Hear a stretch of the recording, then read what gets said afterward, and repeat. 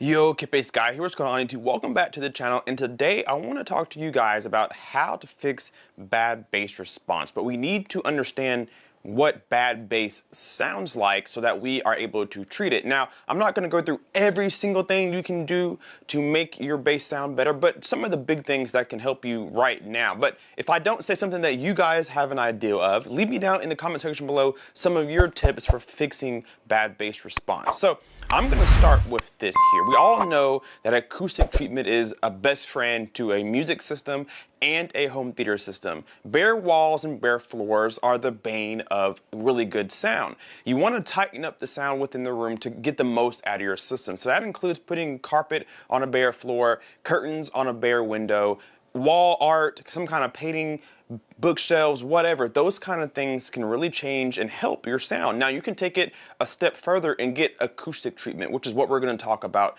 in this first section. I have a lot of different acoustic treatment inside this room. I have some acoustic panels. I have some acoustic panels from JIK Acoustics. I have some panels from eBay, from Amazon that do different things, right? When you have bass issues, you want to try to identify what bass is the problem. When I say bass, we're not just talking about the subwoofer, but maybe mid bass coming out of your mid-range speakers, right? And so you need to know what's the problem and how to fix that. Acoustic treatment can be your best friend because different levels of acoustic treatment affects different parts of bass. For example, my acoustic treatment handles the mid-range, 200, 300, 400 in that hertz range on upward, right? So it really helps keep the muddy sound away.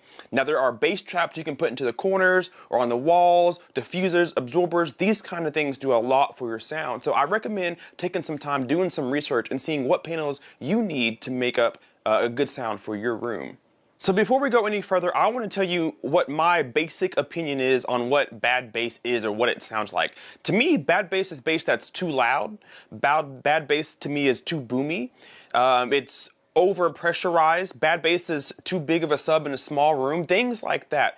Bad bass is knolls and peaks all over the place, untreated rooms. That's bad bass to me.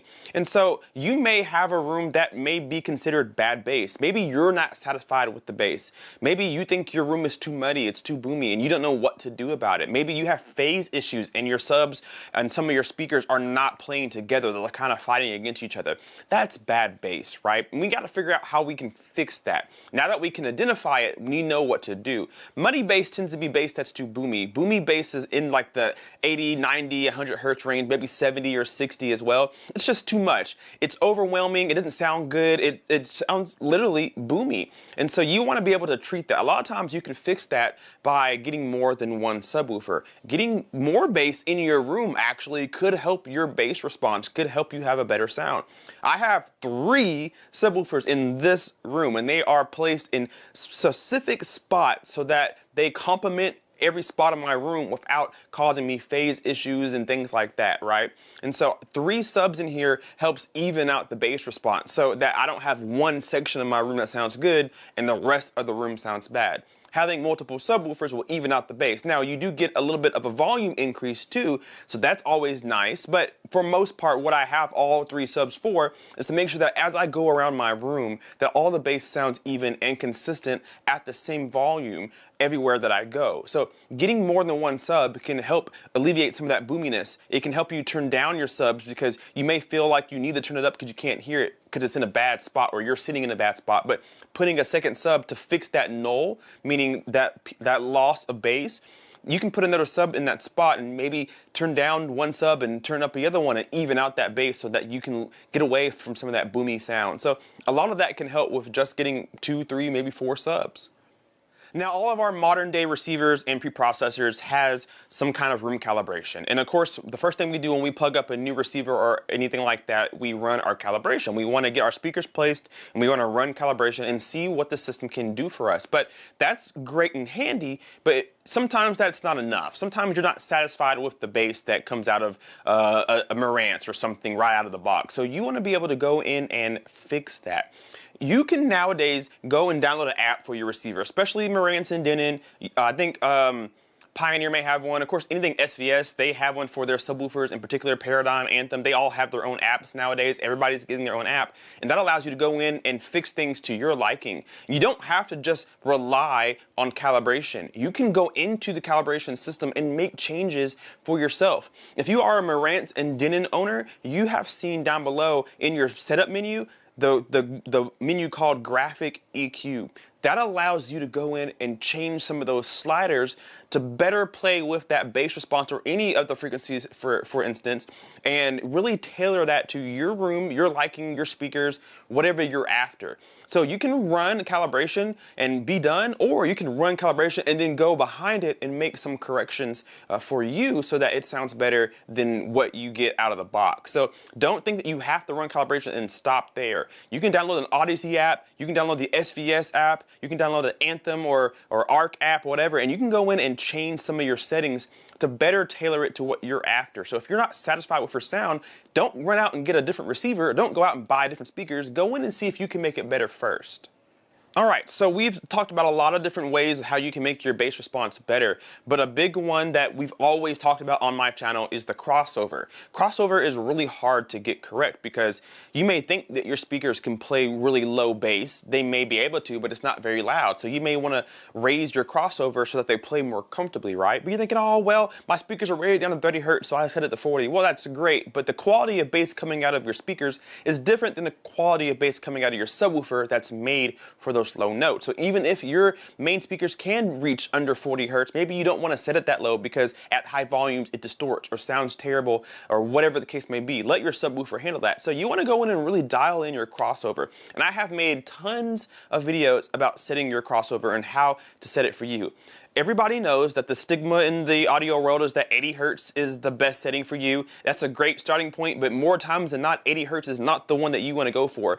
Think about it. If you have satellite speakers that are rated at 120 hertz at their lowest extension, why would you set your satellite speaker under 120 hertz? Why would you set them at 80 if they can't play 80, right? Or what if you have big speakers like me? I have Canton speakers that dig down to 40, but I set them to 80. Well, why did I get big Canton speakers that dig down to 40 if I'm only going to play them to 80, right? So you really want to tailor the crossover to your speakers and your subwoofers, and it can really make a difference in the bass response. For example, if I have my 3 subwoofers playing and I have all my speakers set to 40 hertz, that may be a lot of bass, like overwhelming. It may be cool and fun, but that's a lot of bass and it doesn't sound natural and it's disturbing, right? But if I raise my crossover a little bit and let my subs play what they're supposed to play and let my speakers play what they're supposed to play, now we have a nice balanced sound. So I get rid of some of that boominess, some of that bloated sound, and some of that overwhelming bass that we don't want, right? So crossovers are a really good way to get some of that boomy bass out, get some clean bass in. Now the last thing that I'm going to say that you're not going to expect me to say, how to get better, cleaner sounding bass, I would say bass shakers or something of that sort. Let's say you have a subwoofer that's not really capable of going much under 30 hertz, 35 hertz, but you don't really have the money to fork towards getting a new sub, but you want that low bass.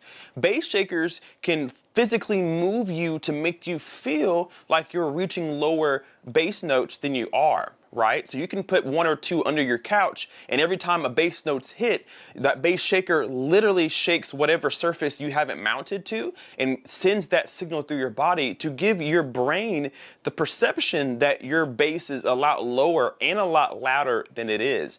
Bass shakers are really cool. I've never had any, but I've seen so many and they've been around forever. But their purpose is to make you feel the bass. And feeling the bass gives the brain some kind of idea that the bass is a lot louder and a lot lower than it is. So it can really change your movie theater experience. Now, I can't say the same for music. I don't really see why you would have a bass shaker for your music. It would go off all the time, but at least you can use it for home theater, and you can really change how you perceive bass. You can fool yourself into thinking that you have a louder, more deeper, more powerful subwoofer without changing a single setting. So if you have a subwoofer or 2 or 3 that's just at its best, it can't get any better, and you don't really want to buy more subwoofers, well, look into bass shakers, put them underneath your sofa, put them underneath your chair, whatever you're sitting on, and it can really change your idea of how your bass sounds right now, and it's a lot cheaper than going out and buying another subwoofer. So it's an idea. All right, guys, that's going to do it for how to clean up and get rid of some of that boomy bass, how to get better sounding bass. Please, down below, leave me in the comment section some of your ideas. I left a lot of different ideas out there on the table for you guys to kind of put down in the comment section. There's tons you can do. So leave me some of your best tips down below for people who are looking to get better bass. Let me also know down below if this video helped you at all in making your bass sound better. I definitely want to know that for sure. So hit that like button, subscribe if you're not already, and we will see you in the next video. Kpaceguy out. Peace. I lost my mind, I will keep on holding my head high, even if the sky is falling down.